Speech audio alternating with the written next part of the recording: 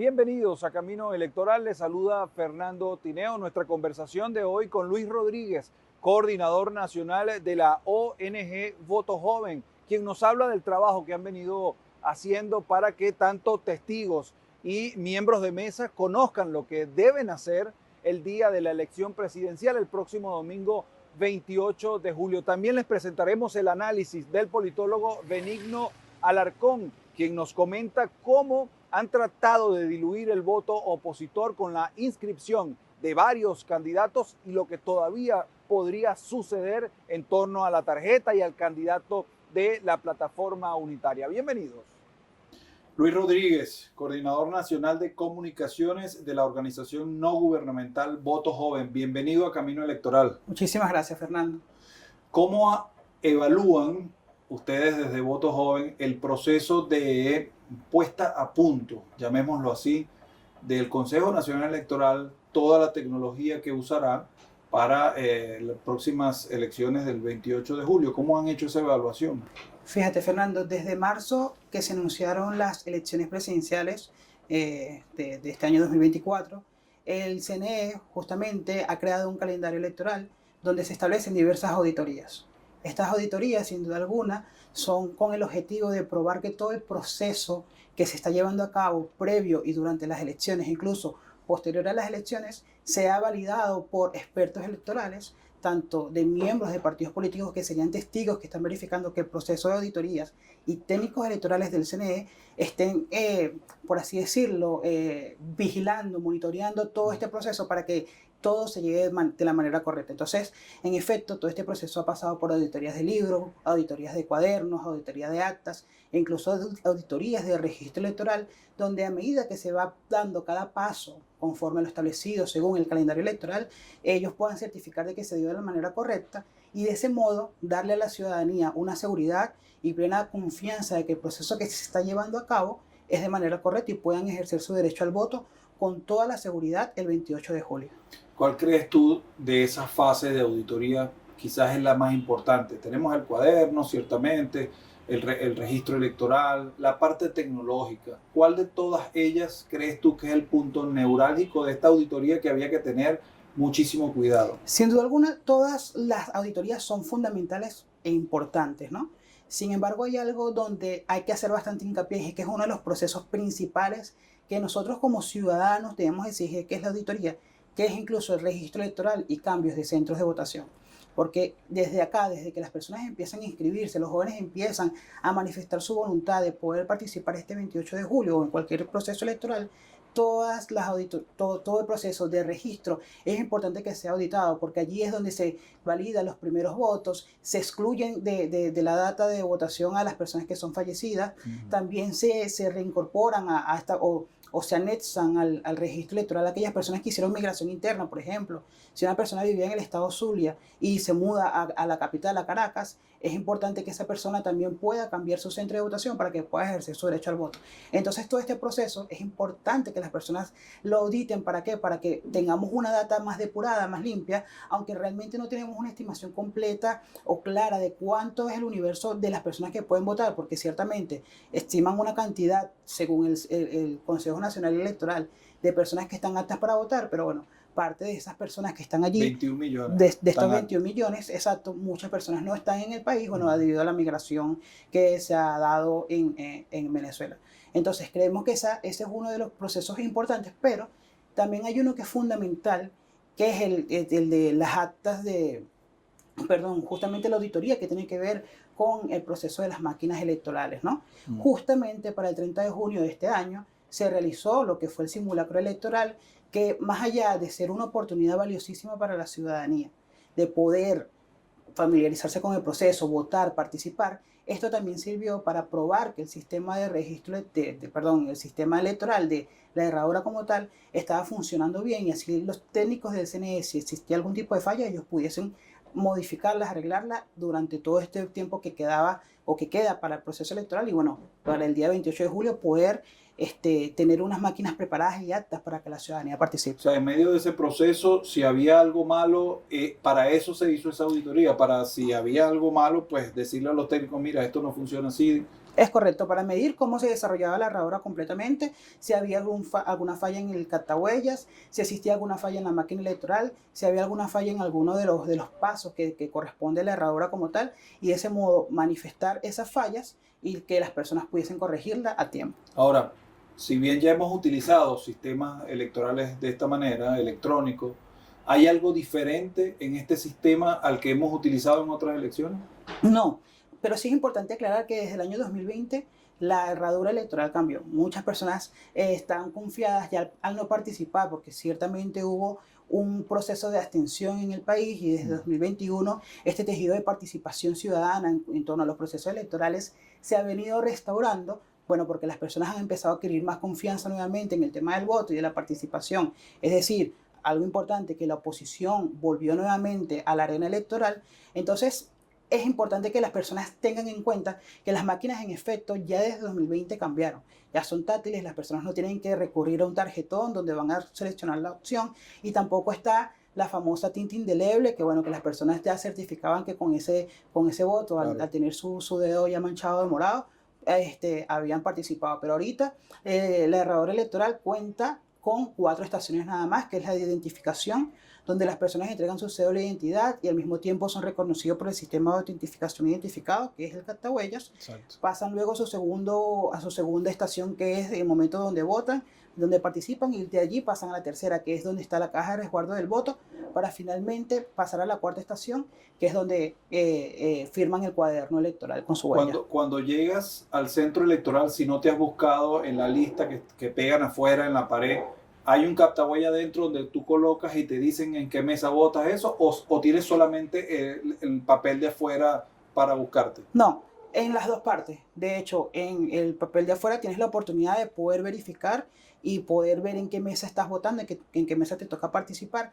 De hecho, es la mejor opción que tienes, porque ya al momento de llegar a la puerta, le dices a los miembros de seguridad que están allí en qué mesa te corresponde votar, y justamente allí te llevan al sitio donde es y empiezas todo el proceso de captahuellas.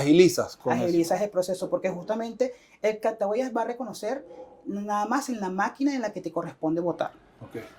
Ahora, algo de esto en el CNE, de hecho veíamos el día de ayer a las autoridades del CNE, creo que habían los observadores, estaban allí en Mariches, donde está el galpón del CNE. ¿Hay algo que les genere a ustedes en cuanto al proceso del Consejo Nacional Electoral? ¿Hay algo que les genere a ustedes alguna duda? No, mira, fíjate, algo importante que tenemos que estar conscientes, así como lo comenté al principio, que tenemos que tener primero la seguridad de que existen testigos de parte de los partidos políticos, tanto del oficialismo como de oposición, que están monitoreando todo este proceso. Asimismo, también hay miembros técnicos del Consejo Nacional Electoral que han ido monitoreando.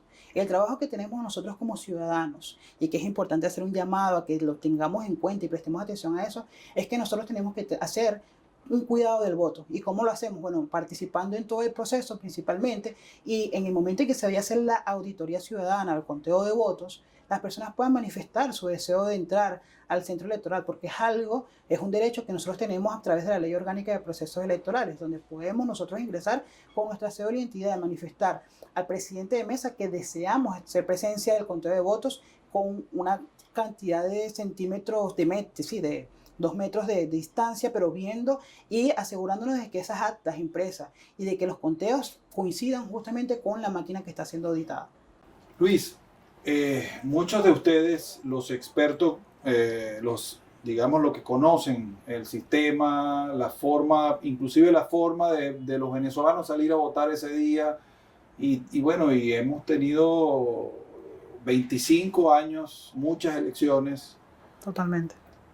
Les pregunto, a ti como vocero de la ONG Voto Joven, alrededor de los centros, me comentabas que vas a tener más de 120 personas en todo el país viendo el proceso alrededor de los centros electorales. Esa persona de Voto Joven, ¿qué va a mirar? De acuerdo, fíjate. Ciertamente nosotros vamos a hacer, y es importante aclararlo, una observación de entorno. Esta observación de entorno también es posible, es legal. No vamos a tener la posibilidad de monitorear los centros adentro, porque eso le corresponde a la observación nacional e internacional, ¿no?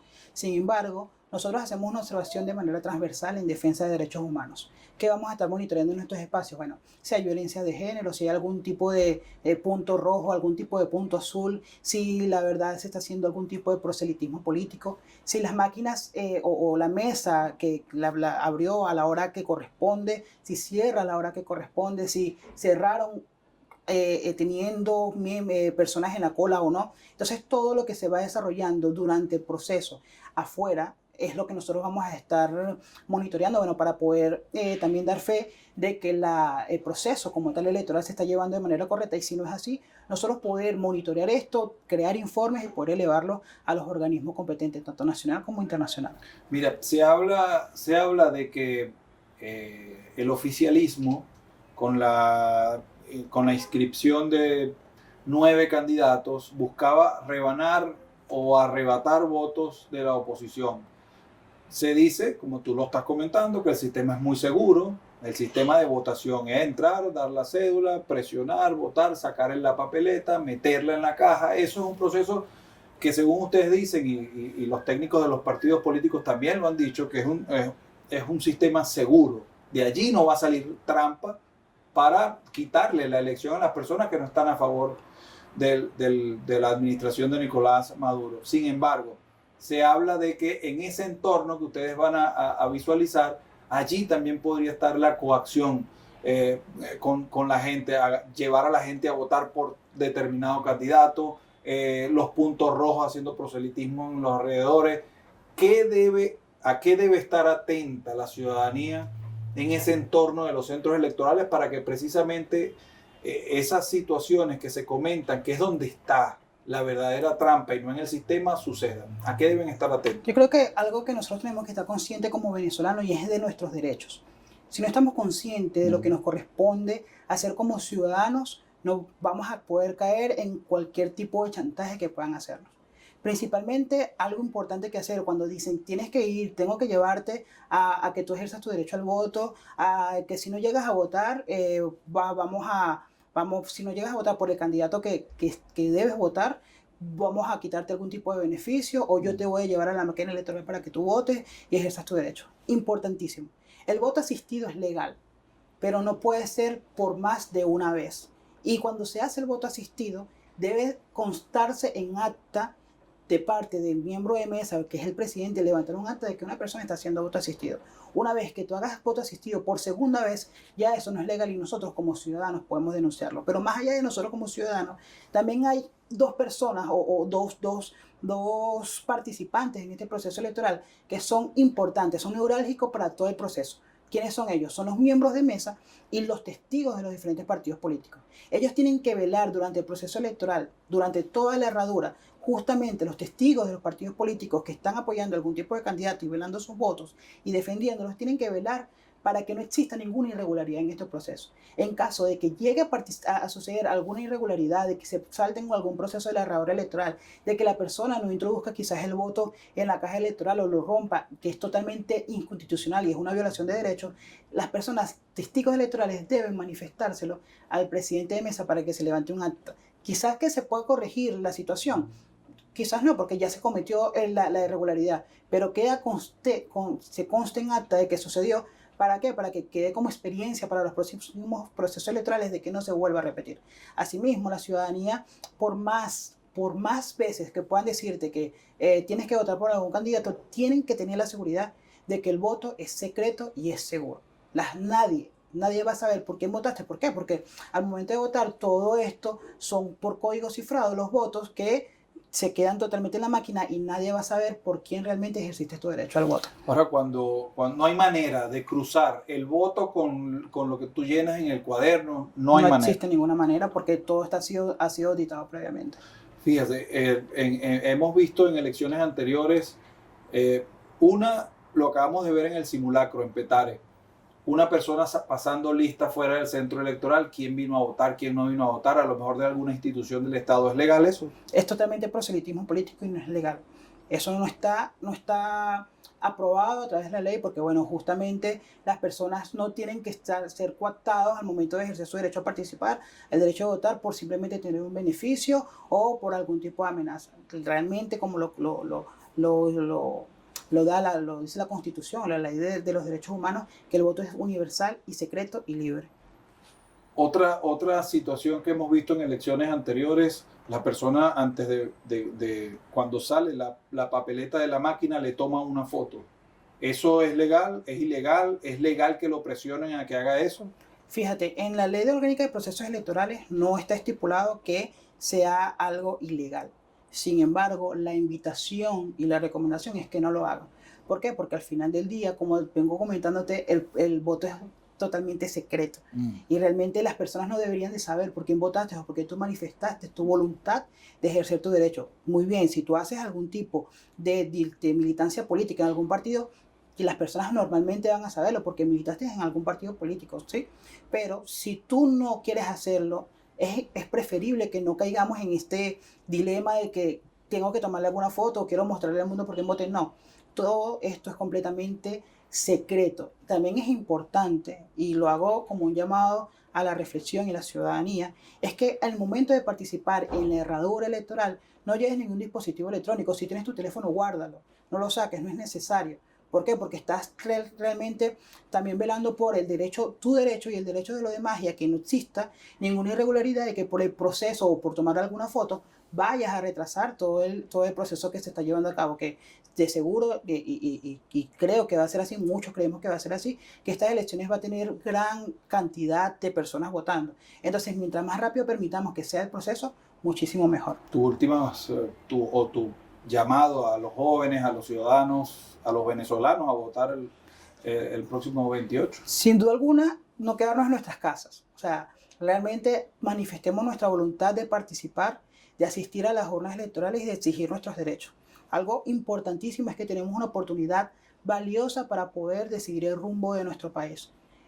Nuestra elección, nuestra votación, el resultado que salga en estas elecciones va a determinar los próximos 6 años que vamos a estar viviendo nosotros como venezolanos y venezolanas. Entonces, el llamado a participar, a colaborar, a esas personas que son miembros de mesas, testigos electorales, si usted puede llevarle un agua, un café, algún alimento, hágalo sin ningún problema, porque es una persona que están dedicando un tiempo valioso para Venezuela. Y sin duda alguna, a esos jóvenes que se inscribieron, que son 600.000, más de 600.000 jóvenes que se inscribieron para participar en este proceso, que se animen y que se inspiren a votar por su futuro, donde podamos exigir políticas, donde los jóvenes podamos tener más acceso a la educación, más acceso a la economía, más oportunidades para poder seguir creciendo en Venezuela.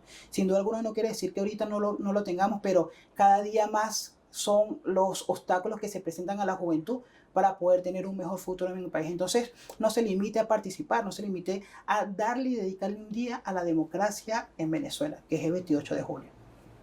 Profesor Benigno Alarcón, ¿cómo ha intentado y seguramente cómo va a seguir intentando arrebatar votos de parte del sector oficial? Primero, la gran cantidad de candidatos que se inscribieron precisamente para eso. Ustedes, los analistas, y no sé si me puede corregir, han dicho que de allí por lo menos 1 millón de votos se van de las filas de la oposición o de los que se oponen a Nicolás Maduro. Cuéntenos cómo ha sido eso y cómo va a seguir siendo hasta el 28. Bueno, a ver, la realidad del asunto es que se ha hecho lo mismo que se ha hecho en otras oportunidades y algunas otras cosas que no se habían hecho antes. ¿En qué sentido? Bueno, lo primero que tenemos es básicamente la negativa a permitir que los venezolanos que están en el exterior voten. O sea, sencillamente se abrió un proceso muy breve, muy accidentado, donde básicamente nadie sabía a qué hora podía ir a escribirse y cuando la gente se presentaba a escribir, entonces el funcionario estaba almorzando, estaba haciendo otra cosa y en la mayoría de los países ni tan siquiera se abrió el proceso. Eso dejó aproximadamente a 4 millones de votantes fuera del proceso. Después se abrió un proceso en Venezuela para actualizar datos que, como bien sabemos, poco logró y donde el número de personas inscritas de nuevos votantes fue mínimo y que básicamente se hizo de manera apurada justamente para que el número de personas que se inscribieran fuera mínimo. A esto se suma, bueno, todo lo que nosotros hemos visto con los cambios de normativa en relación a cómo califica un testigo para hacerlo, en el hecho de que tiene que ser votante del mismo centro, el impedimento de que la persona que ganó la primaria participe en la elección, el impedimento de que la persona que la sustituía se inscribiera también. el tema de la judicialización de las tarjetas, donde puede haber gente que vote por Acción Democrática pensando que Acción Democrática es parte de esa oposición mayoritaria y resulta que está votando por otra Acción Democrática con otro candidato. Y como bien decías hace un momento, pues la proliferación de candidatos que la mayoría de ellos pues no tienen absolutamente nada que ver con la oposición, sino que están allí para tratar de restarle votos a la oposición, lo cual no ha funcionado muy bien y no ha funcionado muy bien porque al final del día tenemos una votación total entre esos 8 candidatos, los candidatos distintos a Maduro y a Edmundo González, que posiblemente no alcance el 10%. Obviamente eso representa algo más de 1 millón de votos, pero al final del día 1 millón de votos que restan votos a Maduro y restan votos a Edmundo, no solamente restan votos a Maduro, a Edmundo González, sino también al candidato de la presidencia, ¿no? Entonces, al final del día, esto no ha parado, podemos seguir viendo cosas. Ya sabemos que durante los últimos días ha habido muchos rumores sobre la eliminación de la tarjeta. Es algo que todavía no podemos descartar, no lo podemos descartar hasta el último día. Ha habido rumores sobre inhabilitación del candidato. Ya vimos que, por ejemplo, Ratti acaba de decir que está metiendo un recurso ahora en la corte para que Edmundo González sea inhabilitado por temas de salud, cosa que es ridícula. Un hombre que, bueno, que creo que ha demostrado estar en pleno uso de sus facultades. Y evidentemente el día de la elección también vamos a ver anomalías. Nosotros hemos visto un cambio en el reglamento que dice que los centros estarán abiertos hasta las 6 de la tarde, al menos que haya personas en la cola, pero con un agregado, con una coletilla que dice previa autorización del Consejo Nacional Electoral, con lo cual no habría que extrañarse si algunos tratan de cerrar los centros habiendo personas en la cola para votar. Y también a esto, bueno, vamos a ver toda la coerción sobre personas para que voten de una forma o voten de la otra, la movilización forzada de algunos electores que posiblemente no quieren votar o quieren votar por otra persona, las amenazas a las personas que trabajan en la administración pública sobre esta gran mentira de que el gobierno conoce cómo votan las personas, que no es cierto y que el Consejo Nacional Electoral lamentablemente nunca se ocupa de desmentir. Entonces, bueno, tendremos un día cargado de rumores, de ruidos, o sea, de aquí al 28, no solamente el 28, va a haber temores extendidos, va a haber amenazas, va a haber intentos por intimidar a la población y por el otro lado, el mismo día 28, pues seguramente veremos un día con grandes colas, no solamente por el volumen de votantes, sino porque habrá algunas tácticas para tratar de retrasar el proceso de votación y veremos también la pugna en unos lados por cerrar las mesas y, y en otros lados por mantenerlas abiertas, lo cual, bueno, digamos que de alguna manera trata de sumar obstáculos a que la gente de manera libre exprese su voluntad a favor del candidato que quiere. Profesor, gracias por haber aceptado la invitación a Camino Electoral. Gracias a ustedes y siempre a la orden. Como escucharon al politólogo Benigno Alarcón, hasta última hora hay que estar pendiente de lo que pueda suceder en el Tribunal Supremo de Justicia y otras instancias en torno a la candidatura de oposición. Del otro lado, Voto Joven tendrá al menos a 120 personas en todo el país viendo lo que ocurre en torno a los centros electorales. Esto fue Camino Electoral. Soy Fernando Tineo. Hasta pronto.